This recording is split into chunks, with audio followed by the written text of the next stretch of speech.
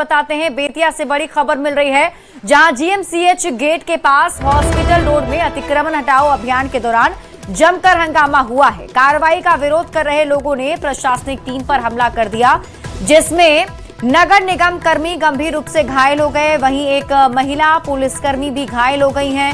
दोनों घायलों का इलाज जीएमसीएच अस्पताल में चल रहा है। घटना के बाद मौके पर अफरा तफरी का माहौल भी बना। सूचना मिलते ही सदर डीएसपी भारी पुलिस बल के साथ मौके पर पहुंचे और स्थिति को नियंत्रित किया गया। सुरक्षा व्यवस्था बढ़ाए जाने के बाद प्रशासन ने दोबारा अतिक्रमण हटाने की कार्रवाई शुरू कर दी। स्थानीय लोगों ने प्रशासनिक कार्रवाई पर सवाल उठाए और आरोप लगाया, बिना पूर्व नोटिस और बिना नापी कराए ही दुकान और मकानों के छज्जे तोड़े जा रहे हैं। ये तस्वीर आपको हम दिखा रहे हैं, दो तस्वीरें आप देखिए टीवी स्क्रीन पर। पहली तस्वीर जो आप देख रहे हैं, अतिक्रमण का काम फिर से शुरू कर दिया गया, जहां लोगों के अतिक्रमित किए गए जो हिस्से हैं उसे बुलडोजर से ढाया जा रहा है। और दूसरी तस्वीर आपको दिखा रहे हैं, जो निगम कर्मी और पुलिसकर्मी घायल हुए हैं, उन्हें हॉस्पिटल में एडमिट कराया गया है। न्यूज़ 18 संवाददाता मुन्ना राज अधिक जानकारी के साथ जुड़ गए हैं। मुन्ना, क्या ताजा अपडेट? फिलहाल प्रशासन की टीम मौके पर कैंप कर रही है और स्थानीय लोगों के साथ भी वार्ता हुई है। हालांकि नगर निगम के कर्मियों पर भी आरोप लगाया गया है कि उनके द्वारा पूर्व में नोटिस नहीं किया गया और प्रॉपर नोटिस के बाद यह कार्रवाई नहीं की गई है, जिसके बाद स्थानीय दुकानदार गोलबंद हो गए थे।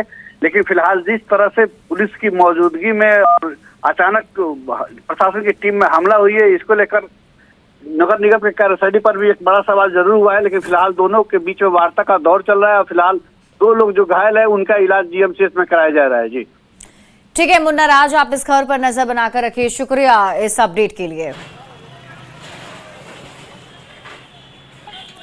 और इसी बीच रुक कर लेते हैं बड़ी खबर की ओर। भागलपुर से आपको इस वक्त की बड़ी खबर बताते हैं, जहां पुलिस टीम पर पथराव किया गया है और पुलिस के गाड़ी का शीशा तोड़ दिया गया। ये तस्वीर हम आपको दिखा रहे हैं, जिसमें आप देखिए ये है पुलिस की गाड़ी, जिस गाड़ी पर पथराव किया जा रहा है। जानकारी के मुताबिक कुछ असामाजिक तत्व हैं जिनकी तरफ से पुलिस की गाड़ी पर ये देखिए तोड़फोड़ की जा रही है, जिसमें बताया जा रहा है कि गाड़ी क्षतिग्रस्त हो गई है। पुलिस के गाड़ी का जो शीशा है वो टूट गया है और पुलिस ने अभी हालांकि कार्रवाई करते हुए दो लोगों को गिरफ्तार किया है और पुलिस पर भी मारपीट करने का आरोप लगा है। दरअसल मधुसूदनपुर थाना क्षेत्र के भीम कित्ता गांव में उस समय भारी हंगामा और तनाव की स्थिति पैदा हो गई, जब एक मारपीट के आरोपी को पकड़ने गई पुलिस टीम पर स्थानीय लोगों ने पथराव शुरू कर दिया और इस मामले में पुलिस ने त्वरित कार्रवाई करते हुए दो लोगों को गिरफ्तार कर लिया। दूसरी ओर घटना को लेकर आरोपी पक्ष के परिजनों ने पुलिस प्रशासन पर बेहद ही गंभीर आरोप लगाए। विकास यादव की पत्नी का कहना है कि पुलिस भारी बल के साथ उनके घर पहुंची थी और दरवाजा खटखटाने लगी। जब परिजनों ने कारण पूछा तो पुलिस ने कोई स्पष्ट जवाब नहीं दिया, तो सुरक्षा के लिहाज से दरवाजा नहीं खोला। आरोप है कि इसके बाद पुलिस ने जबरन दरवाजा तोड़कर घर में प्रवेश किया, महिलाओं और बच्चों की बेरहमी से पिटाई शुरू कर दी।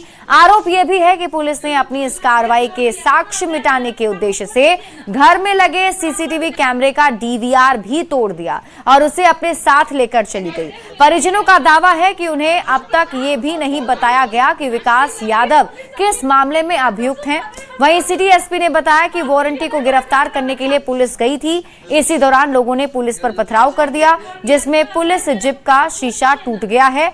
पुलिस मामला दर्ज कर आगे की कार्रवाई में जुट गई है। लेडीज पुलिस और जेंट्स दोनों आए और डायरेक्ट गेट तोड़ करके घर घुस गए, चारों तरफ से घेर लिए घर। और उसके बाद यानी कि जो जहां जिसका नाम था नहीं भी था उनको उठा के पूरा पीट दिया।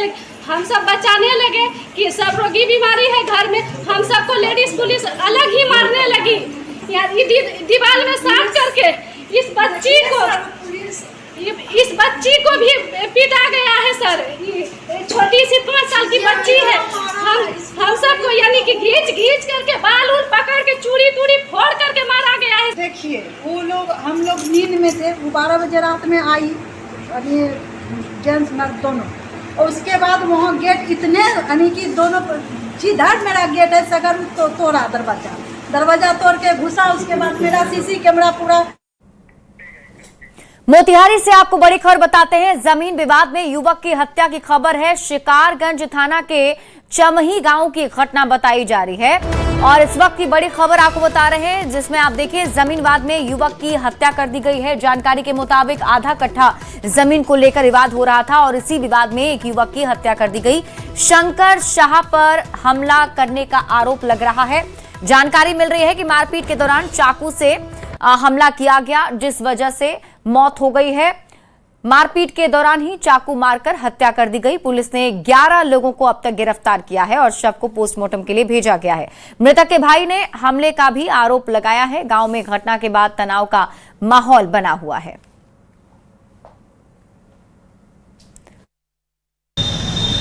खाली जमीन है। कितना जमीन है? 1.5 फुट छाया छोले लिए सब नाप के हाँ पिया के बनावे लगता है। कौन वो लोग फिर का भेल तो का भाई बैठा वाली दूरा पर सब फाटा वाटा 10-15 और आए लाख चक्कू के लेकर हम भाई के मार गए। बड़ी खबर आपको गोपालगंज से बताते हैं। यहां गंडक नदी पर बना गोपालगंज बेतिया को जोड़ने वाला जादवपुर मंगलपुर महासेतु के स्पैन में गैप आ गई है। पुलिस के स्पैन में गैप आने के बाद ही जिला प्रशासन की चिंता भी बढ़ गई। अब बताया जा रहा है कि पुलिस की टीम भी इसको लेकर एक्टिव है। जानकारी के मुताबिक महासेतु का पाया संख्या 5 धंस गया, जिसके कारण पुल के एक हिस्से में गैप दिखाई देने लगा। डीएम पवन कुमार सिन्हा ने पुल पर पहुंचकर जांच की और तत्काल भारी वाहनों के परिचालन पर रोक लगा दी गई है। डीएम पवन कुमार सिन्हा ने बताया कि मेगा ब्रिज के स्पैन में गैप आया है। मामले को गंभीरता से लेते हुए इसकी रिपोर्ट पटना स्थित एनआईटी और आईआईटी की विशेषज्ञ टीम को भेजी गई है। जल्द ही विशेषज्ञों की टीम मौके पर पहुंचकर पुल का तकनीकी निरीक्षण करेगी और सुरक्षा को लेकर आवश्यक सुझाव भी देगी। डीएम ने कहा कि फिलहाल एहतियात के तौर पर बड़े और भारी वाहनों के परिचालन पर रोक लगा दी गई है। इनका मंगलपुर पुल में जो गंडक नदी पर जो बना हुआ है उसमें थोड़ा सा जॉइंट स्पैन में गैप आया है। इसकी टीम इसको हम लोगों ने हेवी व्हीकल्स के लिए रोका है फिलहाल, और इसके लिए एनआईटी पटना और आईआईटी पटना से स्पेशलिस्ट टीम आ रही है तो सुधार कैसे किया जाए। वैसे आज हम जो भ्रमण कर रहे हैं सुबह के 7:30 बजे से, और इसके बाढ़ पूर्व तैयारी के सिलसिले में WRD के जितने भी तटबंध हैं और नहर हैं उनके इंस्पेक्शन से निकले हुए हैं। अररिया के झमटा में परमान नदी पर करीब 7 करोड़ 32 लाख रुपए की लागत से बना पुल अब सवालों के घेरे में आ गया है। ग्रामीण कार्य विभाग ने ये पुल 4 साल पहले बनवाया था, लेकिन अब पुल का स्लैब धंस गया और रेलिंग में भी दरार पड़ गई है। पुल का निर्माण प्रकाश कंस्ट्रक्शन ने किया था। घटना के बाद लोगों में नाराजगी है और निर्माण की गुणवत्ता पर सवाल उठ रहे हैं। डीएम ने मामले के जांच के आदेश दे दिए हैं। वहीं संवेदक का कहना है कि पुल का निर्माण तय मानकों के अनुसार किया गया था। पुल के क्षतिग्रस्त होने के बाद लोगों ने विरोध प्रदर्शन और हंगामा भी किया। साथ ही दोषी अधिकारी और ठेकेदार को निलंबित करने की मांग कर रहे हैं, क्योंकि पुल पर भारी गाड़ियों का परिचालन बंद कर दिया गया है, जिससे इलाके के लोगों को परेशानी हो रही है। भ्रष्टाचार नहीं सहेंगे, भ्रष्टाचार नहीं। तो ऐसे में कई सारे सवाल हैं जो उठ रहे हैं, और सवाल है क्या बिहार में पुल इतने कमजोर बन रहे हैं कि कोई 4 साल तो कोई 10 साल में ही जवाब दे जा रहा है, और पुल में किसी ना किसी तरह का नुकसान सामने आ रहा है। पुल निर्माण के समय भी कई बार गुणवत्ता और घटिया सामग्री के इस्तेमाल और डिजाइन पर सवाल उठते हैं, लेकिन विरोध को दबाकर अधिकारी और ठेकेदार पुल तो बना लेते हैं, लेकिन उनके भ्रष्टाचार का बोझ ये घटिया पुल ज्यादा दिनों तक नहीं सह पाते। नतीजा बिहार की जनता और सरकार के सामने है। गोपालगंज में जहां पुल के स्पैन में गैप बढ़ गया है, वहीं अररिया में पुल का पिलर धंस गया है, और नालंदा में भी कल ऐसी ही तस्वीर सामने आई जब महज 10 साल पहले बने पुल का पिलर धंस गया था।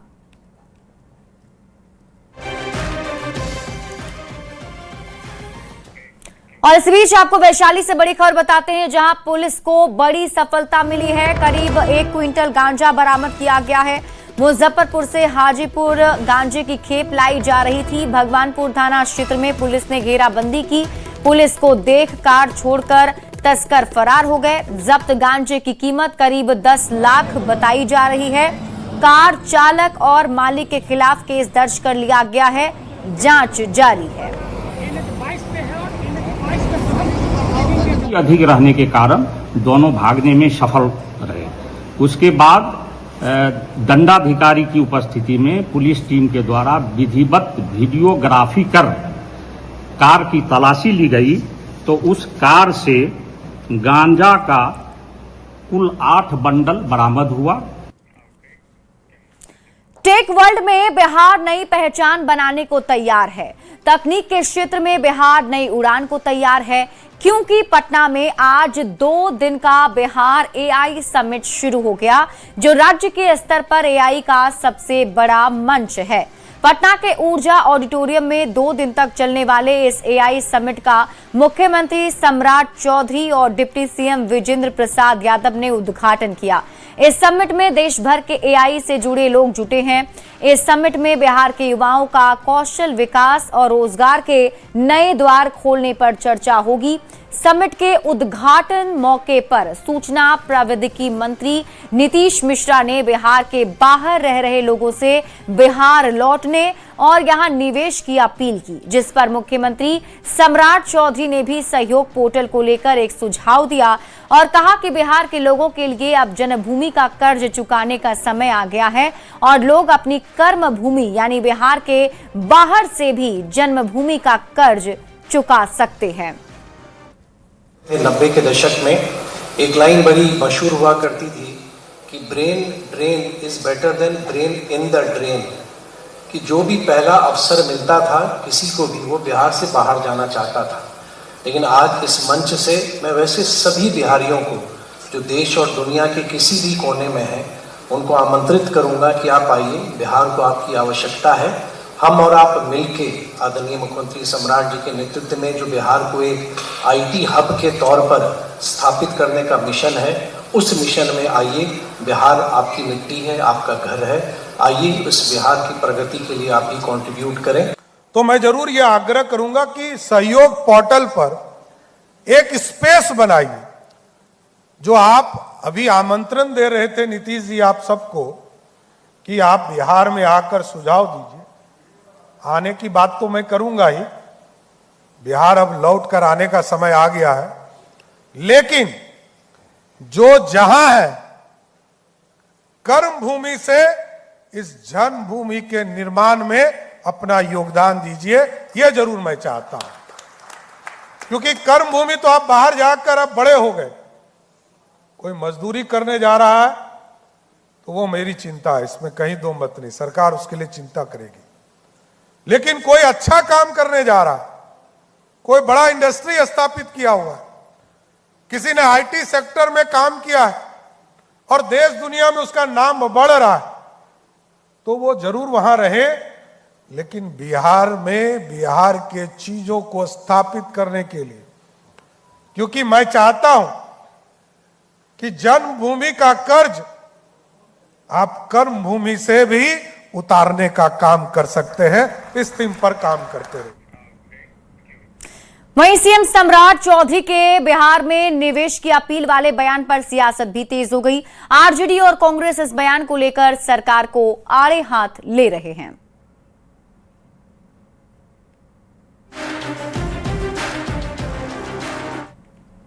कहते हैं कि अब वैसी स्थिति नहीं है, लॉ एंड ऑर्डर की स्थिति बेहतर हो गई है, बिहार में पूंजी निवेश का समय है, उद्योगपति आए और बिहार में पूंजी निवेश करें।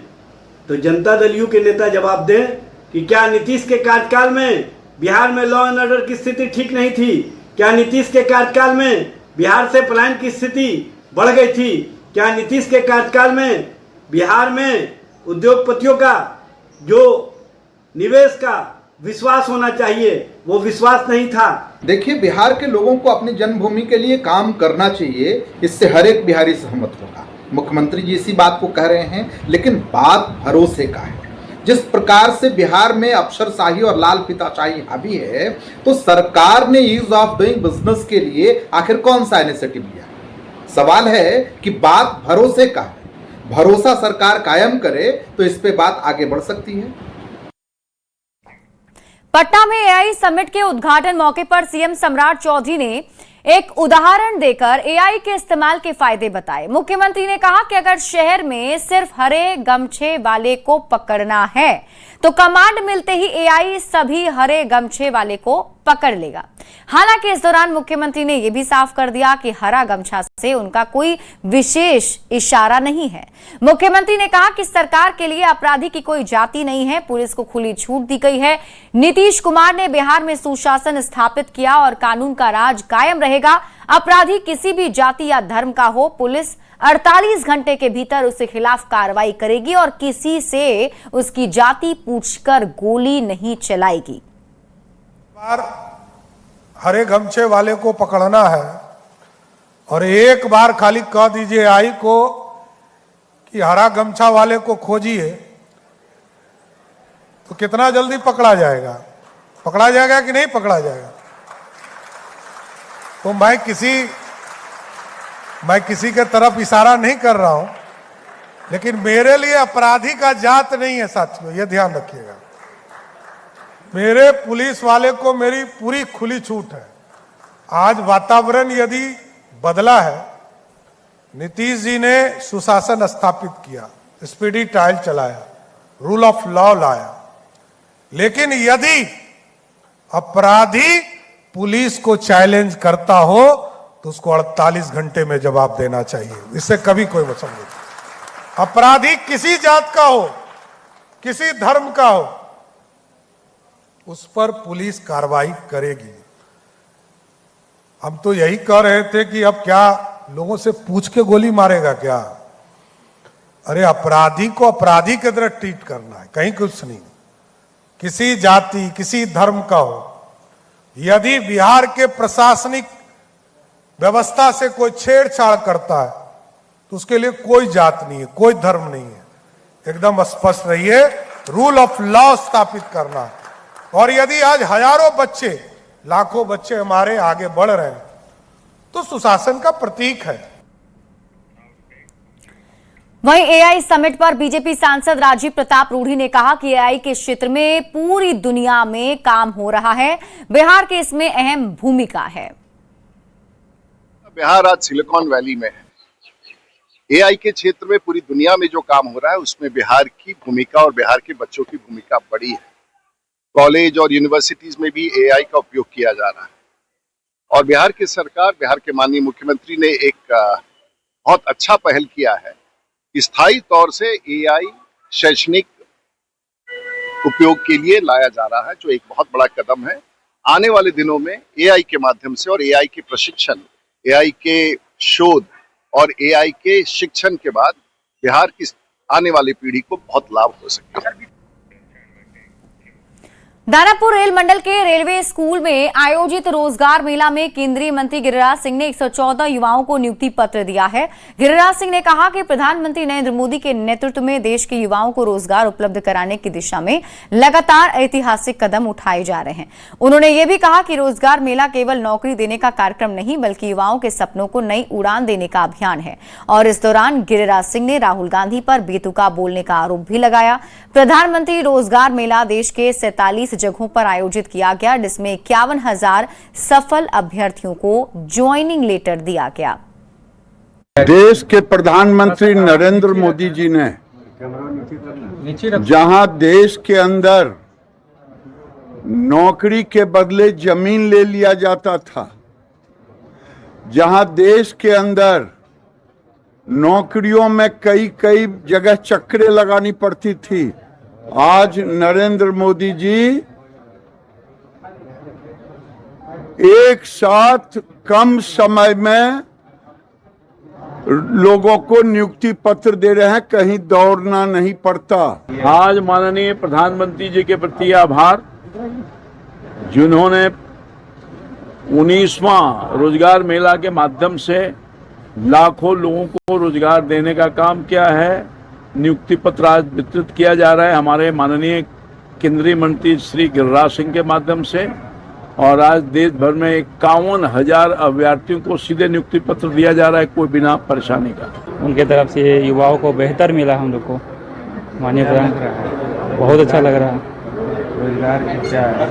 रोजगार की आशा दिए हैं सभी को, और जब से ये बने हैं प्रधानमंत्री जी, और सभी युवाओं को रोजगार मिल रहा है और मिलेगा हमेशा। जब तक ये रहेंगे तब तक मिलेगा। आज ये रोजगार मिला में हमें माननीय प्रधानमंत्री जी द्वारा रोजगार दिया गया। माननीय केंद्रीय मंत्री श्री गिरिराज सिंह जी आए थे, उनके द्वारा हमें नियुक्ति प्रमाण पत्र दिया गया। उनका बहुत धन्यवाद करता हूँ मैं। केंद्रीय मंत्री जीतन राम मांझी ने खुद पर हुए हमले को लेकर बयान दिया है। उन्होंने कहा कि सभा में कभी कभी ऐसी घटनाएं हो जाती हैं, पुलिस इसकी जांच कर रही है। कुछ लोग फूल बरसाते हैं तो कुछ लोग दूसरी चीजें भी बरसा देते हैं। भगवान उन्हें सद्बुद्धि दें। बता दें कि बीते शुक्रवार को उन पर हमला हुआ था, जिसके बाद केंद्रीय मंत्री ने प्रतिक्रिया दी है। देखिए, हम लोगों की सभाओं में इस प्रकार की बात कभी कभी होती है। अब क्या है, क्यों है, पुलिस इसकी इंक्वायरी कर रही है, पुलिस अपना काम कर रहे हैं लोग, उसमें हमको बहुत कुछ नहीं करना है। हम लोगों को सिर्फ यही करना है कि हम लोगों को जिस चीज को आता है उसको हम लोग फूल समझते हैं। फूल बरसाते हैं लोग, तो कुछ लोग उस प्रकार के कड़ी चीज भी बरसा देते हैं। तो इसलिए उनकी बुद्धि सलामत रहे, भगवान उनको सद्बुद्धि दे।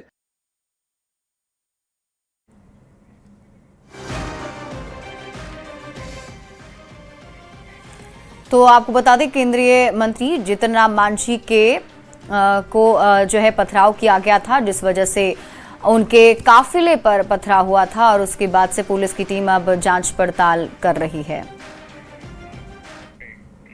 मोतिहारी से आपको बड़ी खबर बताते हैं। शराब की बड़ी खेप बरामद हुई है। मधुबन थाना पुलिस ने बड़ी कार्रवाई की। बंजरिया शिवहर हाईवे किनारे छापेमारी हुई है। बांसवाड़ी से 240 कार्टन शराब जब्त की गई है। जब्त शराब की कीमत 25 लाख रुपए बताई जा रही है। यूपी से ये शराब की खेप लाई गई थी। अंधेरे का फायदा उठाकर तस्कर मौके से फरार हो गए। तस्करों की तलाश में पुलिस की टीम अब जुटी हुई है। और अगली खबर आपको अरवल से बताते हैं, जहां उप मुख्यमंत्री विजय कुमार चौधरी ने बाईपास निर्माण का शुभारंभ किया है। ये बाईपास अरवल राष्ट्रीय राजमार्ग संख्या 139 कोरियम से लेकर बैदराबाद तक 11 किलोमीटर लंबी 100 करोड़ रुपए की लागत से बनाया जा रहा है। बता दें कि जिला मुख्यालय में लगातार सड़क जाम की स्थिति बनी रहती है, जिसे लेकर लंबे समय से अरवल के लोगों की मांग थी कि बाईपास का निर्माण कराया जाए, जिसके बाद एक्शन लिया गया है। नीतीश कुमार जी की सोच थी कि इस तरह की छोटी छोटी योजनाएं, चाहे सिंचाई की हो या नहरों से संबंधित, नहरों के पक्कीकरण या नहरों पर यातायात सुगम करने से संबंधित चीजें हो, छोटी छोटी योजनाओं से ग्रामीण इलाके के लोगों को सुविधा अधिक होती है। इसलिए इसका ख्याल रखते हुए पूर्व मुख्यमंत्री नीतीश कुमार जी ने ये सोच बनाई। मुख्यमंत्री सम्राट चौधरी बिहार में निवेशकों का स्वागत कर रहे हैं, जिससे बिहार की और तरक्की हो सके। इस कड़ी में मुख्यमंत्री सम्राट चौधरी से अरिस्टो फार्मा के एमडी उमेश शर्मा उर्फ भोला बाबू ने मुलाकात की है। इस दौरान बिहार के विकास समेत कई मुद्दों पर चर्चा हुई। उमेश शर्मा ने भी राज्य में निवेश का भरोसा दिया है। मुलाकात के दौरान बिहार में औद्योगिक विकास और निवेश को लेकर चर्चा हुई है। उमेश शर्मा ने सम्राट सरकार के पहल की सराहना की और नई टाउनशिप योजना की भी प्रशंसा की है।